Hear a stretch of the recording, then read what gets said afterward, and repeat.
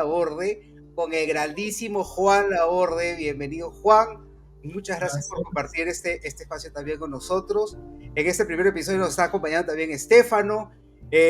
Más o menos para los que por primera vez nos ven, les comentamos un poco cómo es que funciona esta dinámica.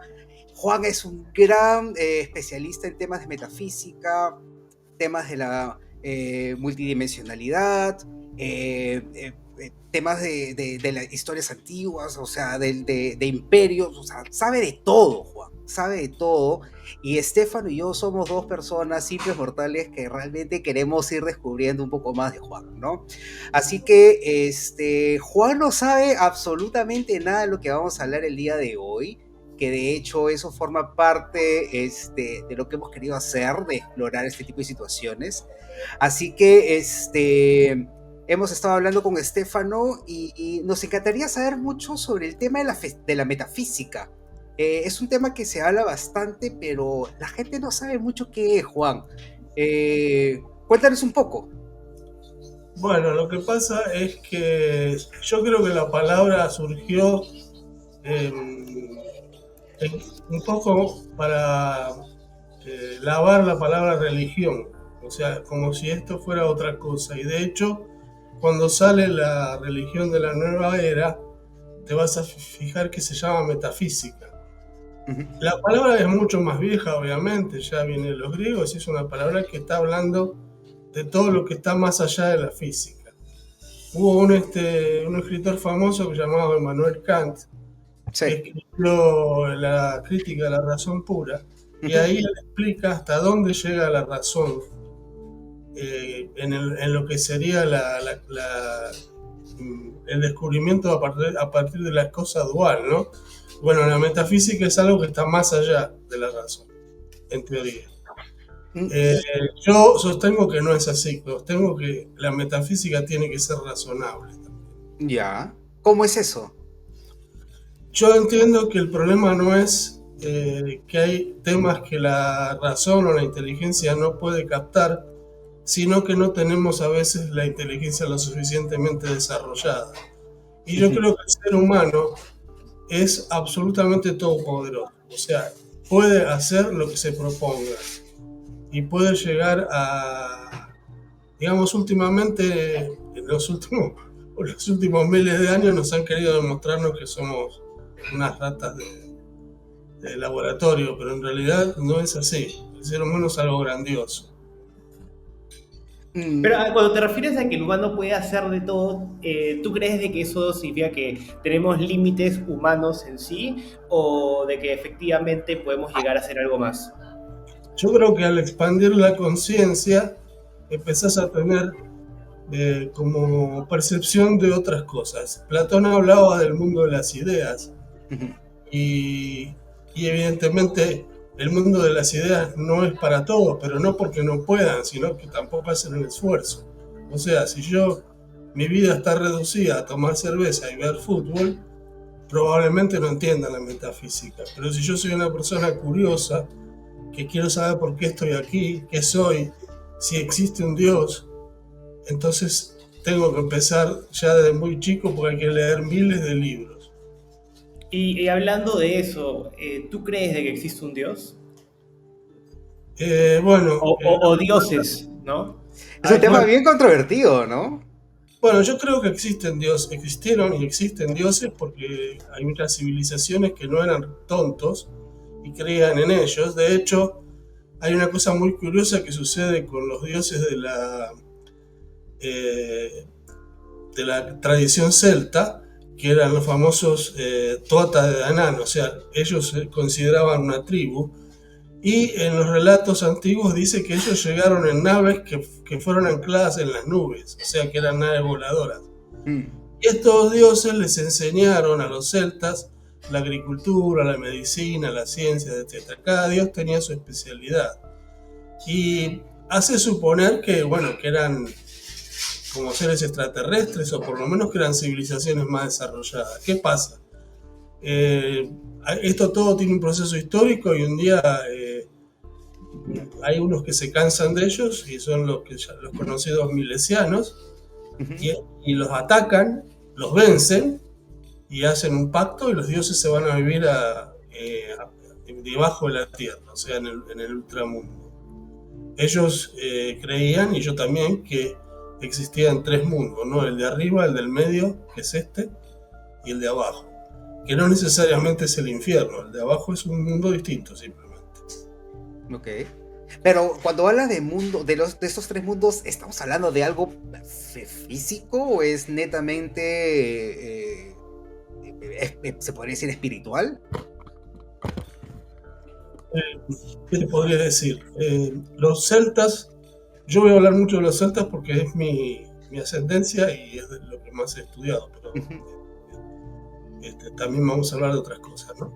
Pero los celtas usaban los árboles porque el árbol tiene la copa en el cielo, el tronco en la tierra y la raíz en el bajo mundo.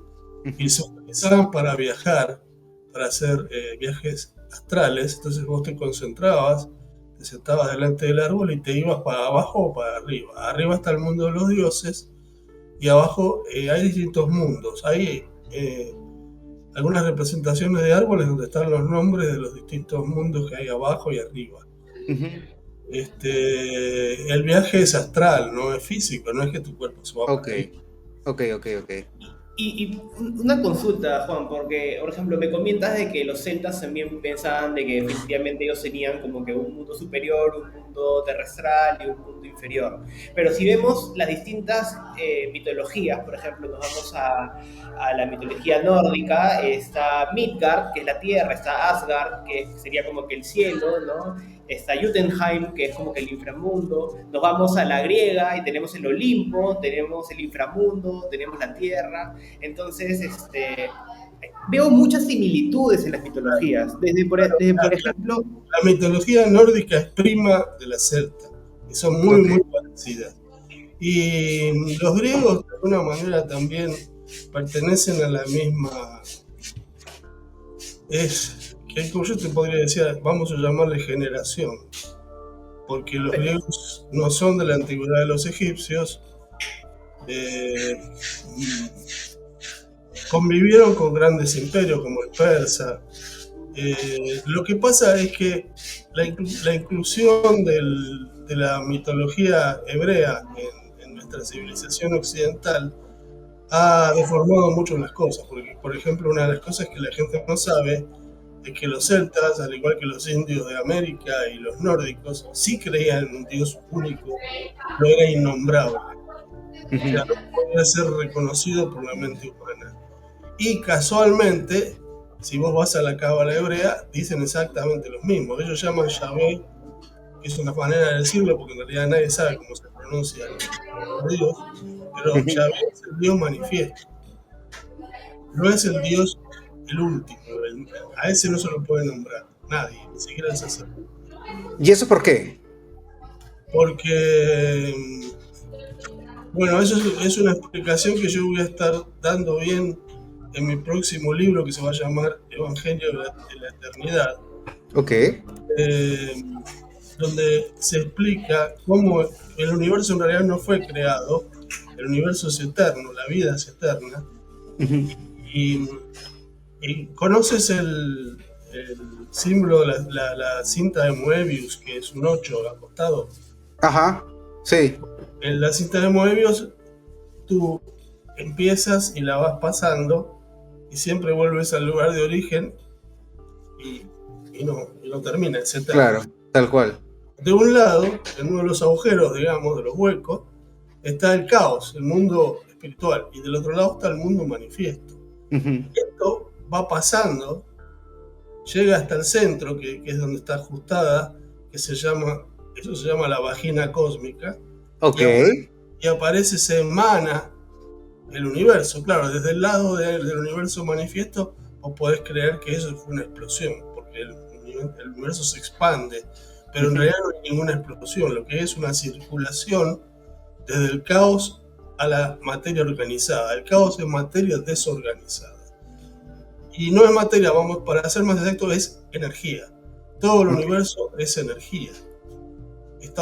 Y si te fijas en la misma Biblia, en Génesis, dice, Dios tomó del caos y hizo la tierra. No dijo, Lo tomó de la nada. En ningún momento, ninguna mitología habla de la nada, porque la nada no existe. La nada es nada. Entonces no existe. O sea, el universo es algo y la vida es algo permanente. Ahora, tiene lo que, como decían los hindúes, pralaya y manvantara, momentos en que se vuelve a su lugar de caos y momentos en que se expande. Qué loco eso, ¿no? Y son temas de que, ¿cómo así nació tu inspiración para poder, o tu vocación de querer aprender estos temas, Juan? Bueno, yo fui un chico raro, no gay, pero raro. Mientras los otros jugaban al fútbol, que yo no entendía qué hacían, también había dos cosas que me gustaban. Una era volar como los pájaros y la otra era las chicas. Te estoy hablando de que era muy chiquito, ¿no? 4 o 5 años.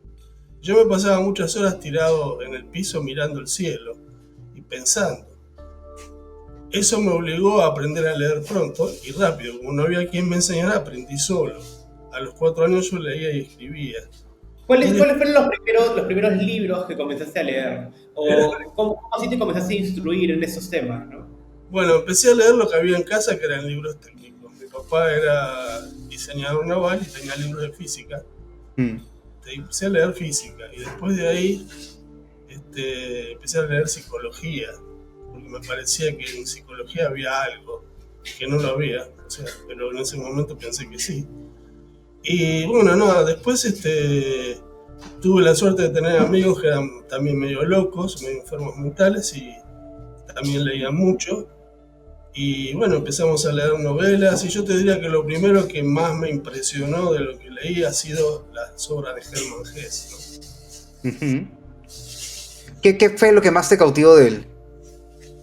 Bueno, la obra que a mí me sacudió la vida fue Demian, por eso mi hijo se llama Demian, que también me sacudió la vida. Y porque él ahí presentaba a un dios con un doble aspecto, que era Abraxas.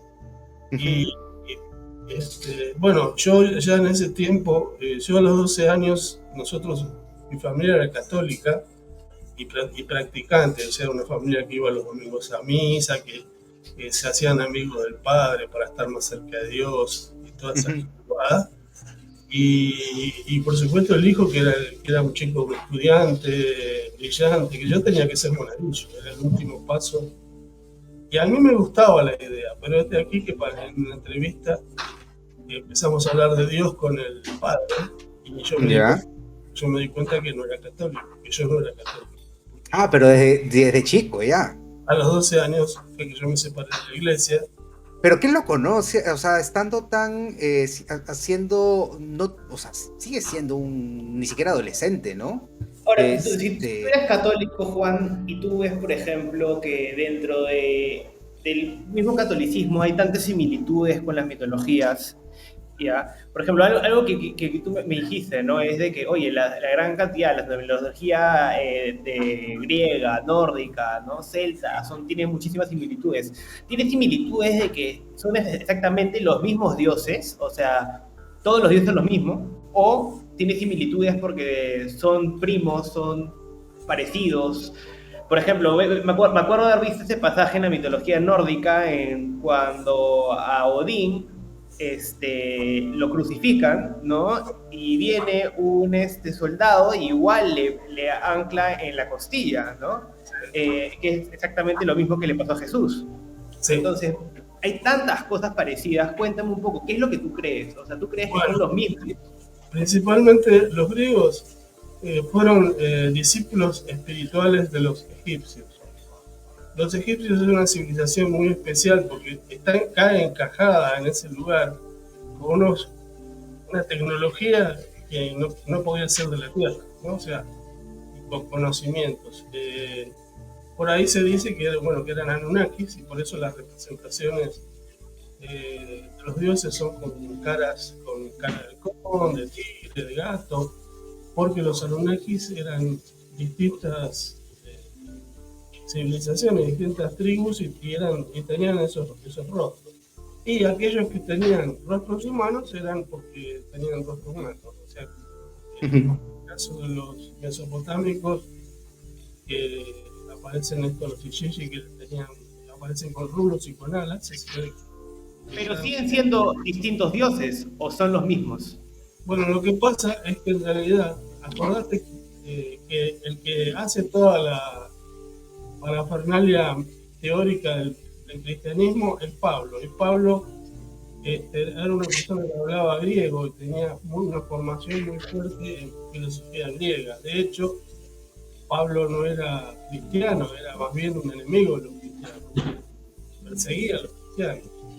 Y la filosofía griega tiene el concepto de trilogía, ¿no? De caos, teos y cosmos, son la trilogía cósmica, que supongo que lo habrán tenido también de los egipcios que tenían a Isis, Osiris y Horus, también tenían su trilogía. Uno se pregunta por qué todos tienen trilogía, incluso la hebrea, que es Ain, Ain Sof y Ain Sof Tower, porque más allá del caos, que es lo primero, se necesitan de tres fuerzas. Una fuerza es masculina, es el primer globo que organiza, se pone las reglas. Y tú sabes, Juan, que este número 3 es bastante mágico, ¿no? O sea, ¿qué viene? Creo que la gran mayoría de religiones manejan mucho el tema del número 3. ¿Tú qué piensas sobre eso? Bueno, en todas las religiones con conocimiento hay una trilogía, que serían los tres principales, los tres jefes. Pero todos los números son sagrados, porque el 8 representa la eternidad, el 7 representa al hombre manifiesto, el 4 representa la materia, todos los números tienen su significado. Entonces, ¿tú crees en la numerología? ¿En qué? ¿Crees en la numerología? Sí, bueno, el universo se maneja con matemáticas, pero el problema es cómo lo interpretas. O sea, yo conozco gente que hace muy buenas interpretaciones y otras que no, y hay gente que lo ha estudiado. Es como la astrología. La astrología, yo conozco gente que te predice hasta la fecha de la muerte. Y conocí, porque ya murieron. No sé si son de las que crees, son en la numerología y en la astrología. Sí, yo creo que son ciencias antiguas. Lo que pasa es que, bueno, después como todo fue bastardeado, ¿no? O sea, por gente que gana dinero con eso. Pero básicamente es como el tema, una cosa que es muy interesante y a mí me llama mucho la atención, son las famosas runas. De hecho, tengo un libro que se llama Runas. Y creo que es uno de los mejores libros que hay escrito sobre runas, ¿no? Ok. Juan, antes que sigas, ¿qué son las runas? Las runas son unas piedritas con una cantidad de símbolos. Cada símbolo tiene un significado y entonces, más allá, es como, ¿oíste hablar del I Ching? No. Bueno, vamos a hablar de las runas. Ellas representan una secuencia que es la secuencia universal y de hecho se usan para como oráculo, ¿no? O sea, tú haces determinada composición, algunos usan un pañuelo, la van sacando en orden de una bolsa y respondes preguntas que son muy útiles para que uno se contacte con su propia esencia espiritual, porque como el espíritu nos habla y nosotros no lo escuchamos, una forma es utilizando ya sea la runa o el tarot para uno hacer sus propias digamos, sus propias charlas con el espíritu, ¿no? Okay. Ya cuando vos tenés más experiencia y más años y qué sé yo, la conversación es directa y vos escuchás y entendés de una más directa, ¿no? O sea, una cosa que pasa es que vos vas a dar una conferencia o una clase y sucede lo que yo llamo canalizar. Vos canalizás y vos hablás y vos mismo te sorprendés de lo que estás diciendo. o cuando escribís pasa. Yo a veces escribo cosas y las leo meses después o un año o dos después y no puedo creer que las escribí, parece que las hubiera escrito otro. Ya. Y bueno, es que esto proviene de un mundo que es el mundo de las ideas y nosotros somos como canales. Me gusta eso. Entonces, podríamos concluir o podríamos decir, y te digo desde pura desconocimiento e ignorancia, que las runas serían como una especie de dichos por el estilo o algo que nosotros decimos para generar una energía interior. ¿Va por ahí? Son símbolos, las runas, que tienen su significado. Ok, no es que son solamente símbolos, no es cosas, no es algo que yo tenga que decir. No, pero ha habido quien ha escrito sobre eso y hay textos tradicionales que están incluidos en mi libro, que es uno de los pocos libros que incluye los textos tradicionales y que son interpretaciones de los símbolos, son muy interesantes porque sí te dicen cosas. O sea, para uh-huh. Le cuesta entender directamente el símbolo, ayudan mucho, son como intérpretes.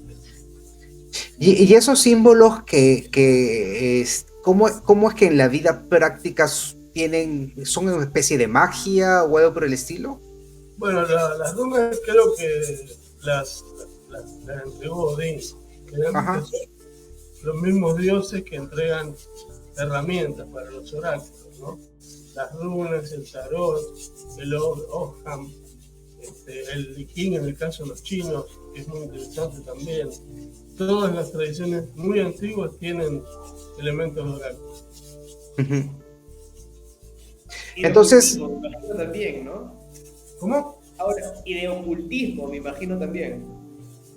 Bueno, lo que pasa es que todo esto lo llamamos ocultismo porque está oculto, ¿no?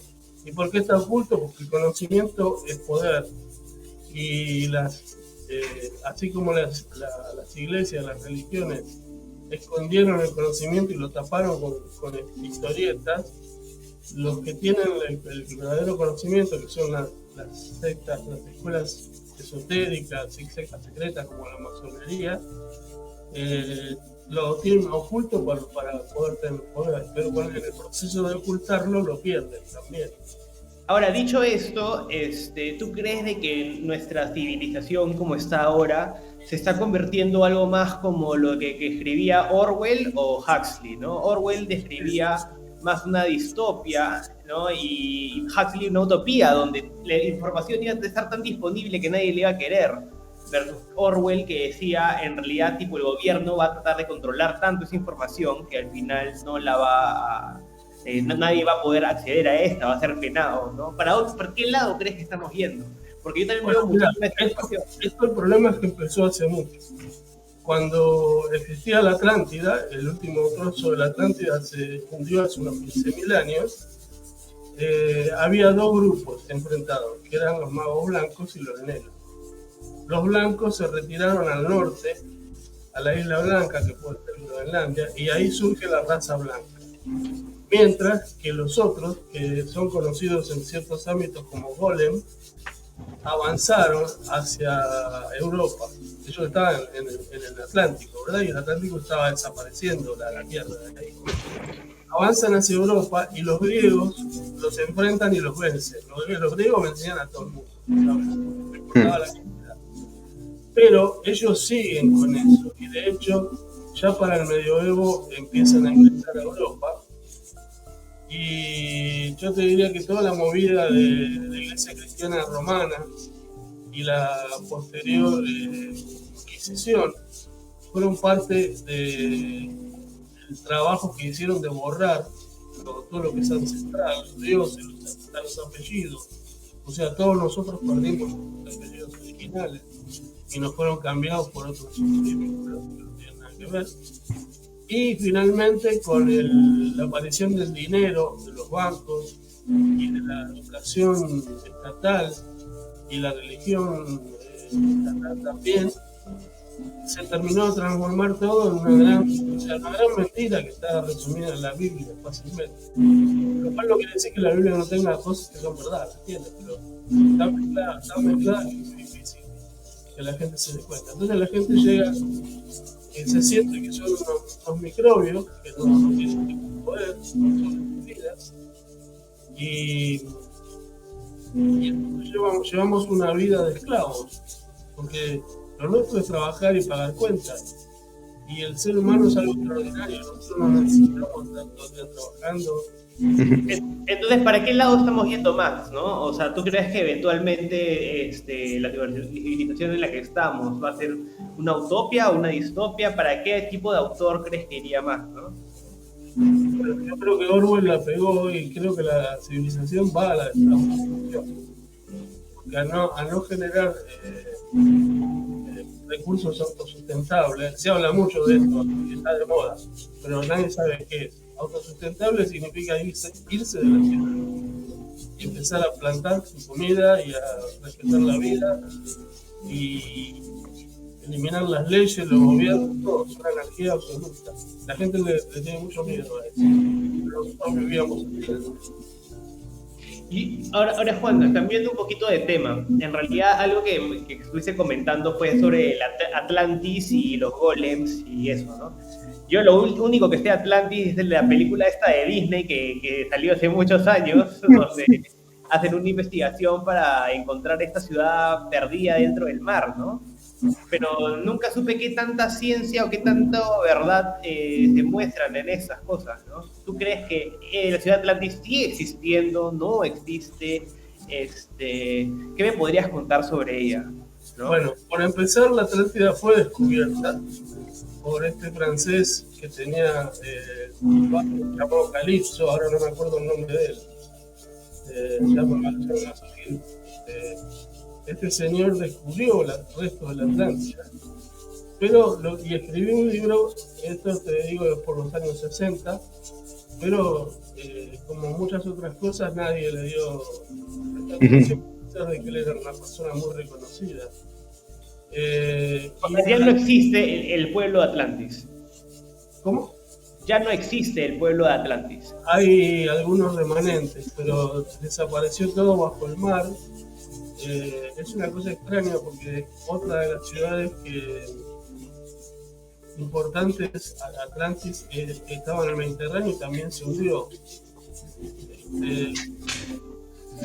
Juan, pregunta, antes para darle para ese tema, ¿y tú crees que esto haya sido casualidad? ¿Que ambas ciudades se hayan hundido o ha habido algo por ahí?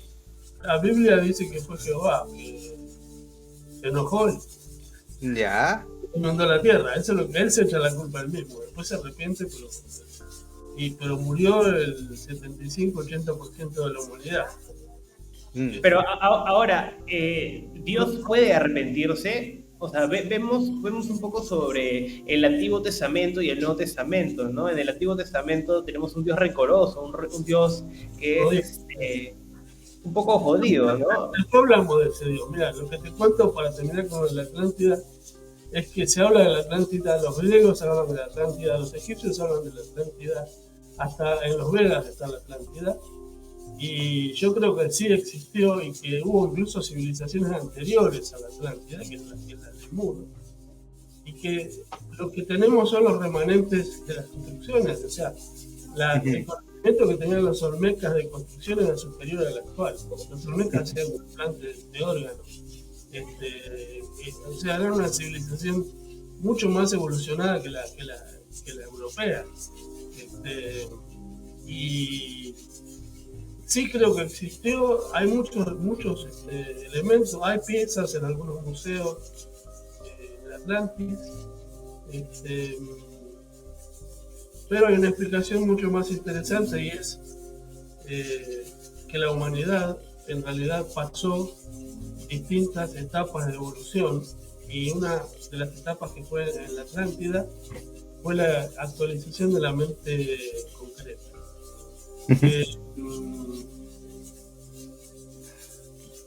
Había algo más que te quería decir del tema de Atlantis. Este, Antes de que te acuerdes, sí, ¿tú crees que Atlantis manejaba algún tipo de tecnología que al momento de haberse perdido y hundido nos haya retrasado nosotros como humanidad avanzar? bueno, nosotros hemos tenido varios reseteos. Ujú, Y sí, obviamente cuando fue la destrucción de esta civilización se perdió. Yo sé que ellos tenían naves voladoras con otro principio distinto al nuestro, movían bloques pesadísimos de piedra con esas máquinas. Vos no ves ningún bajo relieve en Egipto donde se vea gente empujando las piedras. ujú. No hay, no hay. Yo creo que ellos las piedras las hacían como argamasa, como nosotros hacemos el cemento, con otros materiales y nosotros no sabemos distinguirlos. Sí se ve a ellos haciendo argamasa. Todo lo que el problema es que toda la interpretación que hemos hecho, además imagínate que debajo de las pirámides hay kilómetros de túneles Tal cual, ¿no? y que nadie nos dice que hay ahí, no es que no sepan, es que no nos dicen. Mm. ¿Cómo ellos iluminaban esos túneles? ¿Cómo hacían? ¿Cómo le daban aire a todo eso? Entonces, Juan, ya mira, viendo un poco el panorama, entonces Atlantis era una civilización antigua. Ahora, estas personas no eran humanos, me imagino. No eran Sí, humanos como tú, como yo. sí, ¿O eran sí? humanos. Sí. Entonces, ¿cómo podrían sobrevivir bajo el mar? No, no, esa gente se murió. Claro. Una vez que se hundió la Atlántida, la gente que estaba ahí se murió. Excepto los que emigraron, se fueron a otras partes. Ya, entonces, no existe ninguna población o personas o criatura que pueda sobrevivir como nosotros bajo el mar. Bueno, vos decís si existen las sirenas, por ejemplo, Aquaman. Las sirenas, las Pero, sirenas, ¿tú pero. crees que las sirenas existen? Ah, sí, sí, yo creo que sí. Sería una pena que no existieran. ¿Te imaginas? Pero no sé, no sabría decirte si son lindas o feas, no sé. O sea, Si o sea, mi pregunta va porque dentro de todas las mitologías, ¿ya? Siempre hay criaturas, ¿ya? sí. Criaturas son comentadas dentro de uno que otro libro. Criaturas, por ejemplo, como las sirenas, ¿no? O como el Ah, Nefix, que es un pájaro que tipo tiene el cuerpo de un león y alas de águila y puede volar. Así como esas referencias, hay distintas otras. ¿No? ¿Qué tanto de esto es real? ¿Qué tanto de esto crees que sí pudo haber existido? Por ejemplo, el dragón, ¿no? El dragón en la mitología china, en realidad no hay ningún tipo de esqueleto que muestre que existió, pero se mostró tanto en los chinos como se mostró en Inglaterra con los caballeros, ¿no? Que eran los que mataban dragones durante la mesa redonda y toda esa nota. Entonces, ¿qué tanto eso es real? ¿Existió? ¿No bueno, existió? ¿Se si grabó? no, yo vi hace muchos años un documental donde mostraban los esqueletos de dragones que habían encontrado. Lo que pasa es que como todo esto, lamentablemente, hay intereses en ocultarlo, en ocultar nuestra verdadera historia, y que entonces pasan a lo que sería mitológico, fantasioso.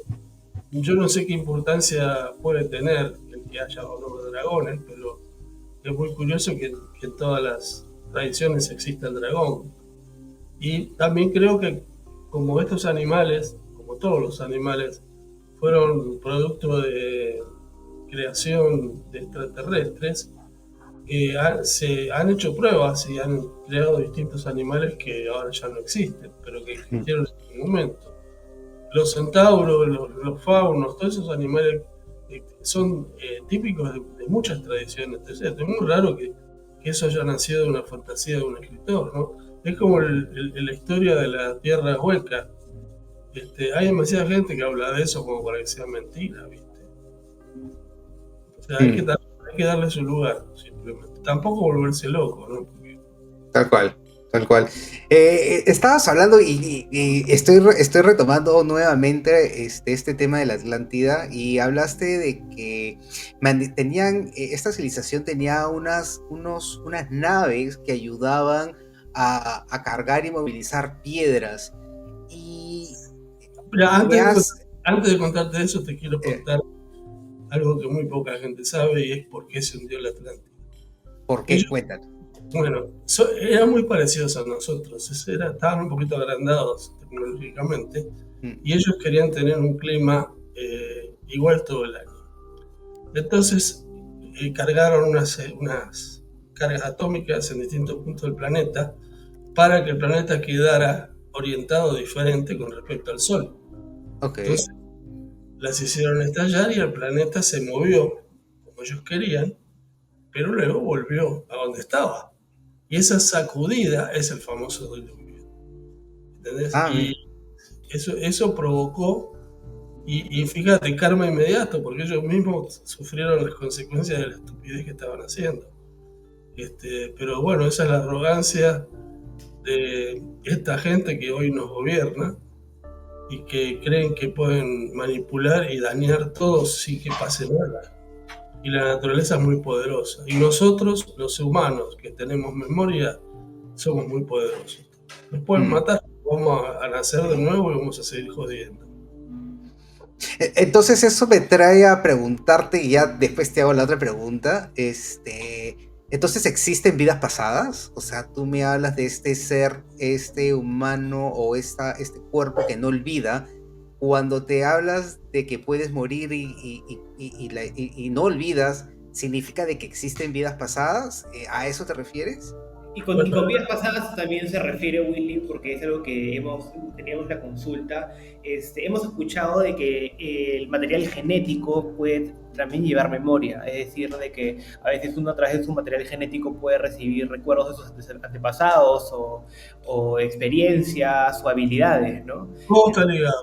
todo está ligado, pero no, si el universo es eterno, la vida es eterna y nosotros también somos eternos. Entonces, todo es eterno. Y es la mejor explicación que tiene, porque si yo te digo, no existía nada y vino Dios, si no existía nada, ¿de dónde salió Dios? No importa, salió. Y dijo, Mm, ahora hágase la luz.